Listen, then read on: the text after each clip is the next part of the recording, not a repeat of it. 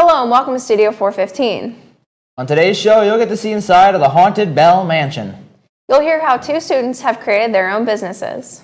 And you get to meet two new teachers at CHS. All of that and more coming up next.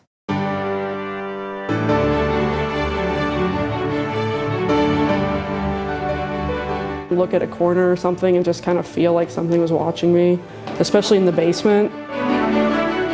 Mr. Olson from Little House on the Prairie came here. Gavin, because that's what I was supposed to be named if I was a guy, and I would change it.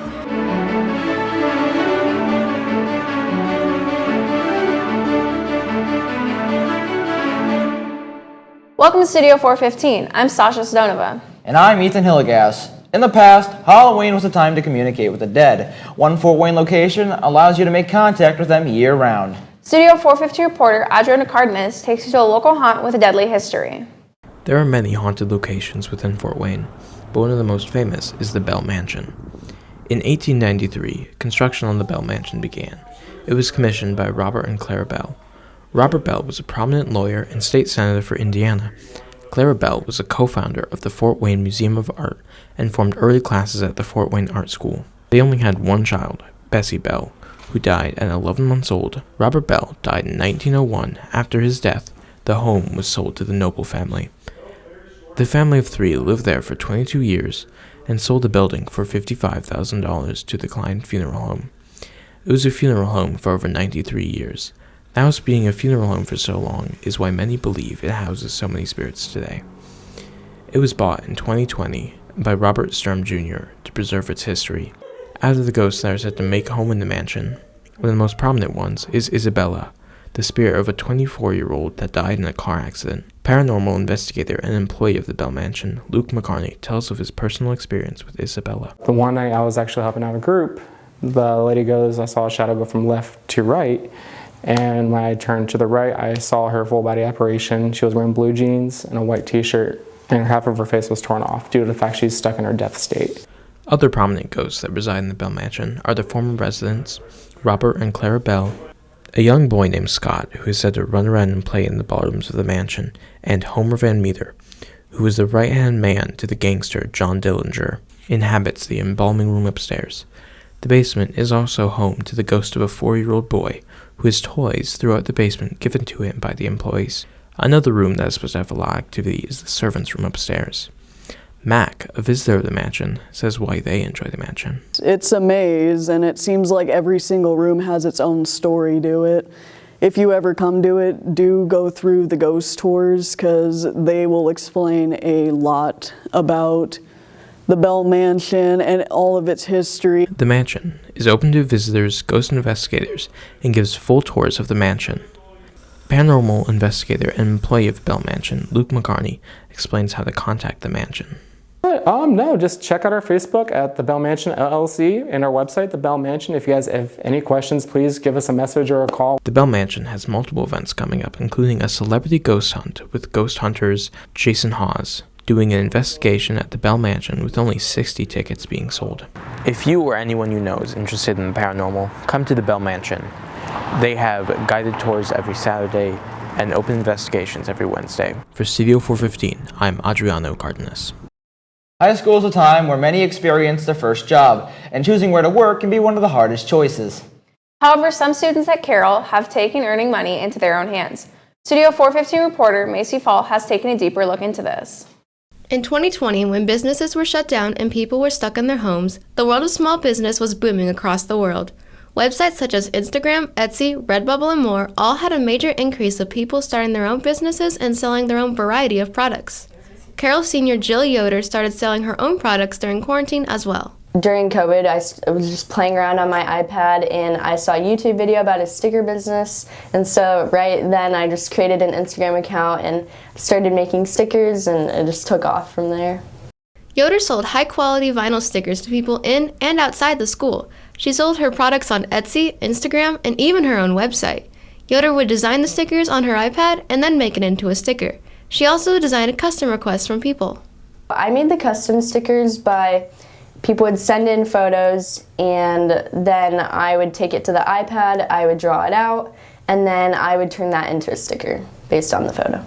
But stickers aren't the only thing people at Carroll make. Some make jewelry as well. Carly Minnick started making jewelry in 2020 after seeing a TikTok of others making jewelry. She sells a variety of jewelry such as bracelets, rings, keychains, earrings, and necklaces. Currently, Carly is preparing for craft shows. Currently running a little slow right now just because I don't have as much time to do it or promote, but I'm still doing it. I have a craft show coming up next month. That's what I'm mainly focusing right now, is craft shows and not so much social media. When she first started the business, it was very popular among friends and family. As the business grows, she's been able to promote herself as a sponsor of the fashion show and even have her jewelry sold in a boutique in town. I've done a partnership with a boutique downtown called Monarch Beauty Boutique, and I just had my jewelry in their store, and then I also am in the fashion program here at Carroll. If you're interested in buying these products or looking at their stores, be sure to check out their pages. For Studio 415, I'm Macy Fall. Thanks, Macy. Stella Brewer-Vartanian spoke with teachers and students about some of the worst names out there. She also asked everybody which fictional character you would choose to defend you in court. Here is the latest Commons questions. Oh, sorry guys, I was just admiring all the trophies I've won. Welcome back to Commons Questions. We're gonna go ask some questions in the Commons, wouldn't you believe it? Let's go have a good time.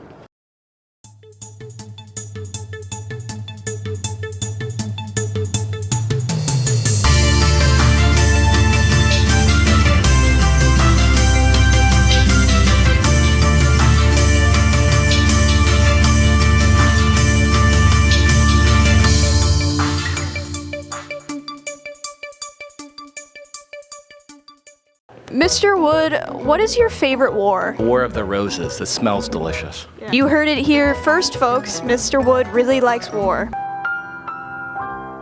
What is the worst possible name you could give a kid? I gotta say like anything from a movie. Jordan Walborn. Nah.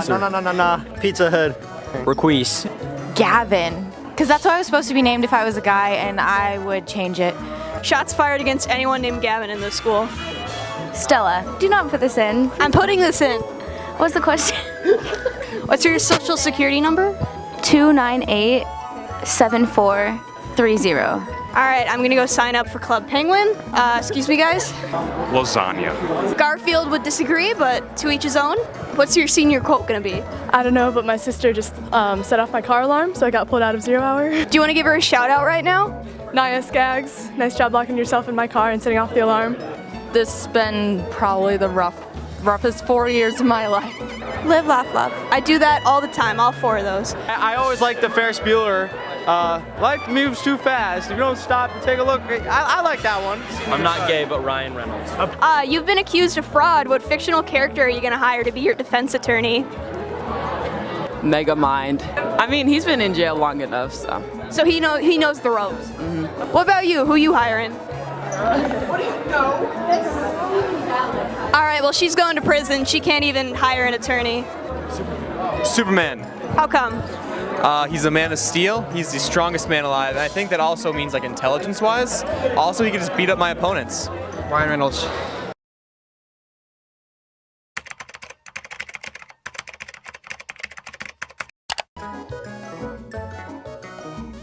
How come? What's your reasoning for this? Because he's hot. I mean, he's got me there. It's completely true. You know, Ryan, I think Mr. Jeb Campbell would be great for this right here. We did it!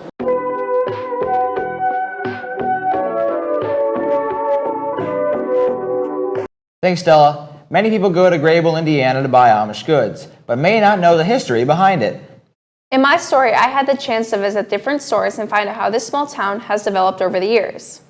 Before Grebel was founded, a railroad track moving through the land formed the structure of a town.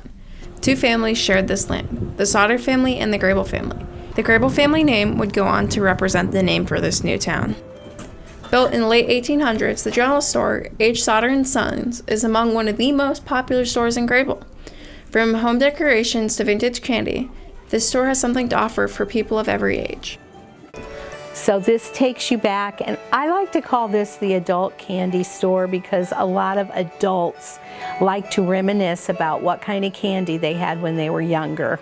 While the general store, H. Sauter & Sons, appears to be one of the oldest stores in Grebel, There are many other stores that have been family-owned for many generations. This includes the hardware store. It was started by my grandfather, Abner Gehrig, and his father, Dan Gehrig. And then my father got involved in 1972, so he just is recently retired, and now I'm third generation. Along with the older stores, some newer shops can also be found in Grebel. Owned by Margie Stevenson, the family antique store My Heart and Home has been in business for the past 3 years. From fishing poles to ceramic animals, My Heart and Home has much to offer. Mr. Olson from Little House on the Prairie came here twice, and Michael Landon also, because they wanted to do some research on different businesses that were kind of old. The community of Grebel has been known to treat its visitors like family. Grebel is such a good place to live, work, and shop. This small town may be old, but it has retained a lot of its good, family-friendly feel. You're going to be greeted, you're going to be helped, you're going to see the old-fashioned service that you used to see. People should come to Grabill, Indiana to slow down, catch their breath. Being in Grabill will help people to relax and to be at peace. Grabill, Indiana has so much to offer, from a family-friendly community to warm, inviting shops and a wonderful history. For Studio 415, I'm Sasha Stonova. Who is Carter Ringle, and how does he keep his head so shiny? Will Jamison asks these questions and more in this week's Charger Spotlight.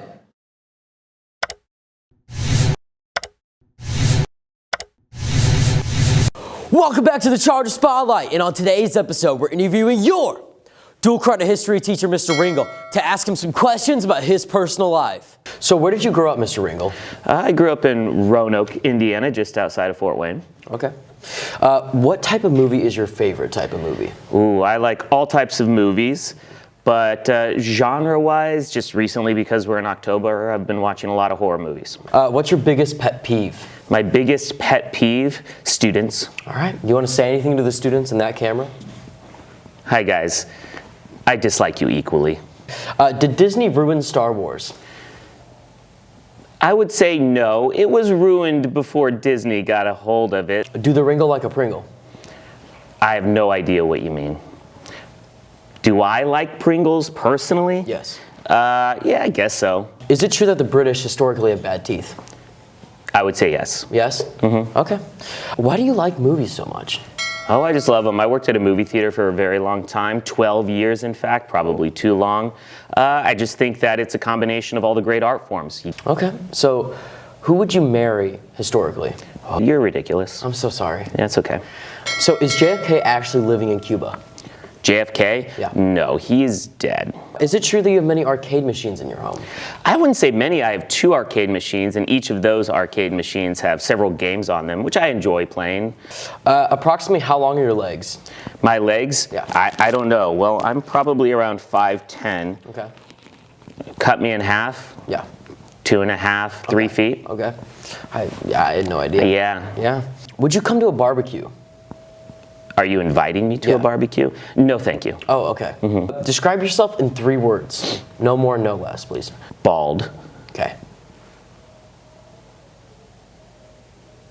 I think that's it. Is it true that Happy Gilmore was the greatest movie of all time? That is not true.